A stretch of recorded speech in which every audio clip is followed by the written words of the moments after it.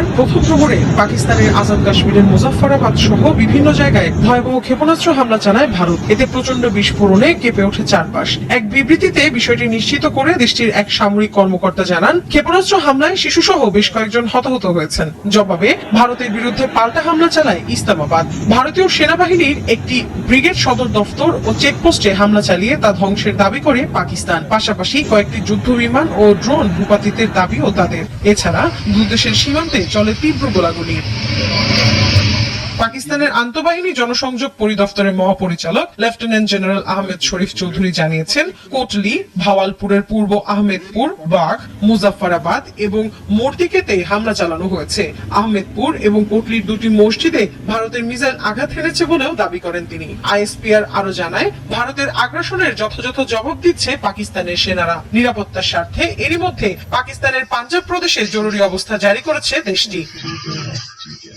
এ বিষয়ে পাকিস্তানের প্রতিরক্ষা মন্ত্রী খাজা আসিফ সংবাদ মাধ্যম ARY নিউজকে জানিয়েছেন, বেসামরিকদের লক্ষ্য করে চালানো এ হামলা কাপুরুষোচিত। ভারতের ক্ষেপণাস্ত্র হামলাকে যুদ্ধের পদক্ষেপ উল্লেখ করে তীব্র নিন্দা জানিয়েছেন দেশটির প্রধানমন্ত্রী শাহবাজ শরীফ। সামাজিক যোগাযোগ মাধ্যম এক্স এর এক পোস্টে তিনি বলেন, শত্রুকে কখনোই তার ঘৃণ্য উদ্দেশ্যে সফল হতে দেয়া হবে না। এদিকে পাকিস্তানি ভূখণ্ডে ভারতীয় ক্ষেপণাস্ত্র হামলাকে লজ্জাজনক বলে আখ্যা দিয়েছেন মার্কিন প্রেসিডেন্ট ডোনাল্ড ট্রাম্প। আর টালমাটাল এ পরিস্থিতিতে গভীর উদ্বেগ প্রকাশ করেছেন জাতিসংঘের মহাসচিব আন্তোনিও গুতেরেস।